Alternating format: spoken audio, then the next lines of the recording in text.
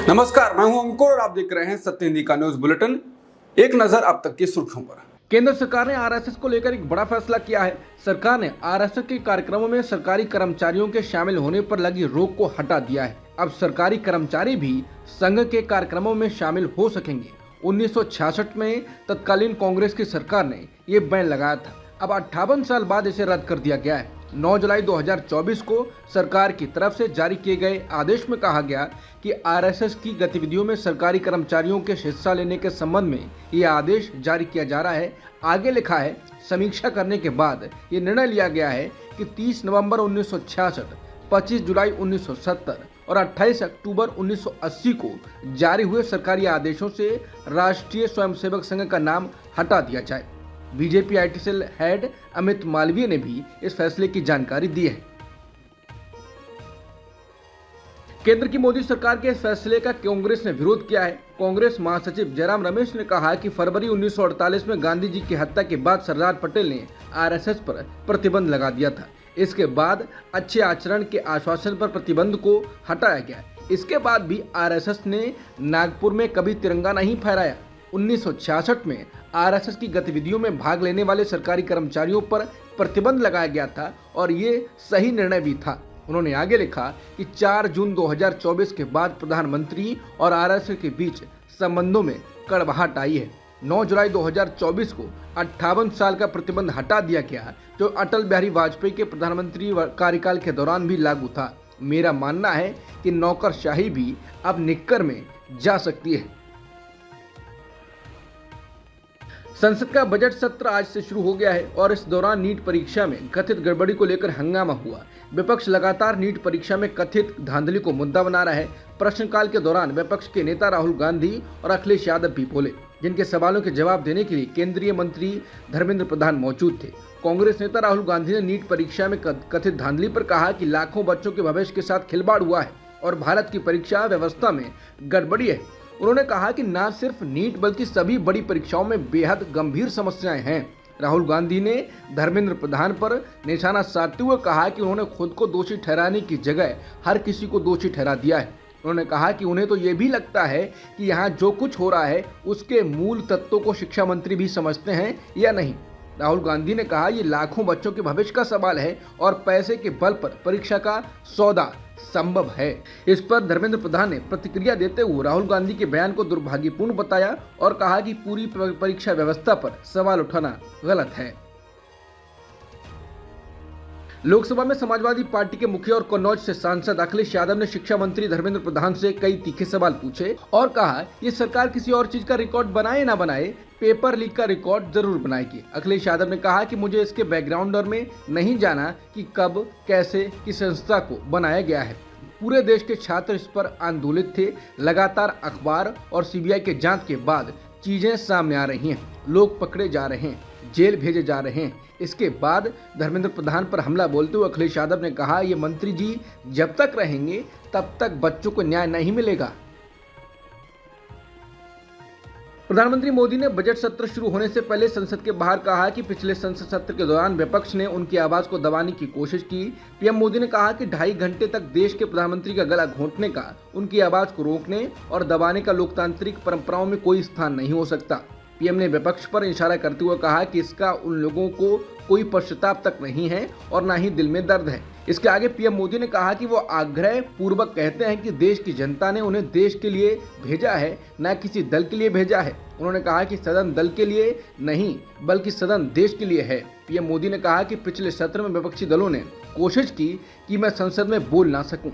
लोकतंत्र में ऐसी रणनीति का कोई स्थान नहीं है। पीएम ने कुछ दलों की नकारात्मक राजनीति की आलोचना करते हुए कहा कि उन्होंने संसद के समय का उपयोग अपनी विफलताओं को छिपाने के लिए किया। इस पर पत्रकार रणविजय ने कहा है कि नरेंद्र मोदी को इतना कमजोर कभी नहीं देखा। वरिष्ठ पत्रकार मृणाल पांडे ने लिखा है कि मेरा वज्र कठोर हृदय द्रवित हो रहा है संतों। नेम प्लेट वाले मामले को लेकर विवाद बढ़ता ही जा रहा है। उत्तर प्रदेश के सीएम योगी आदित्यनाथ ने कांवड़ यात्रा वाले रास्तों पर पड़ने वाली खाने पीने की दुकानों पर उनके मालिक का नाम लिखने का आदेश दिया था। इस आदेश को चुनौती देते हुए सुप्रीम कोर्ट में कई याचिकाएं दायर की गईं। याचिकाकर्ताओं में टीएमसी सांसद महुआ मोइत्रा भी शामिल हैं। उन्होंने इस फैसले को संवैधानिक अधिकारों का उल्लंघन बताया। महुआ के अलावा दिल्ली यूनिवर्सिटी के प्रोफेसर अपूर्वा नंद और आकार पटेल ने भी उत्तर प्रदेश और उत्तराखंड सरकार के खिलाफ सुप्रीम कोर्ट का दरवाजा खटखटाया है। सुप्रीम कोर्ट में सोमवार को यूपी सरकार के कांवड़ रूट पर दुकानदारों के नाम लिखने के फैसले के खिलाफ याचिका पर सुनवाई हुई। सुनवाई के दौरान याचिकाकर्ताओं के वकील ने आदेश का जिक्र कर कहा कि पहले 2 राज्यों ने किया, अब 2 और राज्य ऐसा फैसला करने जा रहे हैं। नगर पालिका की जगह पुलिस कार्रवाई कर रही है। अल्पसंख्यक और दलितों को अलग थलग किया जा रहा है। वकील ने सबसे पहले मुजफ्फरनगर पुलिस का आदेश पढ़ा। वकील ने कहा कि आप शाकाहारी, शुद्ध शाकाहारी, जैन आहार लिख सकते हैं, लेकिन विक्रेता का नाम लिखना क्यों जरूरी है। इस पर जज ने कहा कि इसमें तो स्वैच्छिक लिखा है। इस पर दूसरी याचिकाकर्ता महुआ मोइत्रा के वकील अभिषेक मनु सिंघवी ने कहा यह स्वैच्छिक नहीं, अनिवार्य है। वकील सीयू सिंह ने कहा कि पुलिस को ऐसा करने का कोई कानूनी अधिकार नहीं है। हरिद्वार पुलिस का आदेश देखिए, कठोर कार्रवाई की बात कही गई है।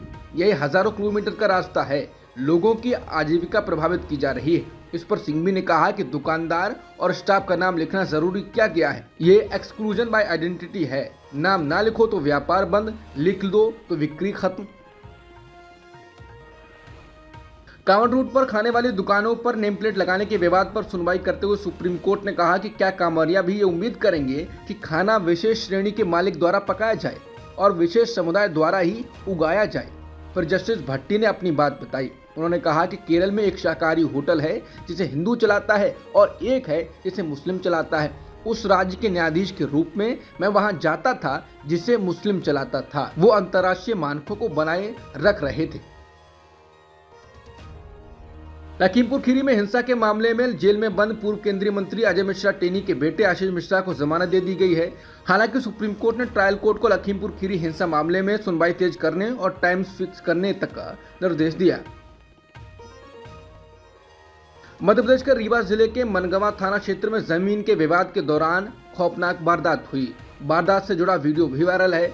वायरल वीडियो में 2 महिलाओं को कुछ दबंग जिंदा दफनाने की कोशिश करते हुए दिखाई दे रहे हैं। हिनौता गांव में 2 महिलाएं गांव में निजी जमीन पर कथित तौर पर जबरिया बनाई जा रही सड़क का विरोध कर रही थीं। सड़क बनाने के लिए मोरंग बिछाई जा रही थी। मोरंग से भरे डंपर मौके पर पहुंचा हुआ था। महिलाओं ने विरोध किया तो सड़क बनाने वाले दबंग गुस्से में आ गए। विरोध करती महिलाओं के ऊपर ही मोरंग का डंपर पलट दिया गया। मोरंग में एक महिला पूरी तरह से दब गई, जबकि दूसरी महिला का धड़ दब गया। चीख पुकार और ग्रामीणों की भीड़ को देखकर आरोपी मौके से फरार हो गए। ग्रामीणों ने तत्परता दिखाते हुए महिलाओं को निकाला, तत्काल अस्पताल पहुंचाया। कहा जा रहा है कि अगर थोड़ी सी भी देर होती तो पूरी तरह से दबी महिला की जान चली जाती। अमेरिकी राष्ट्रपति जो बाइडेन ने रविवार को घोषणा की कि वो दोबारा चुनाव नहीं लड़ेंगे और अपने उत्तराधिकारी के रूप में उपराष्ट्रपति और भारतीय अमेरिकी नेता कमला हैरिस का समर्थन करेंगे।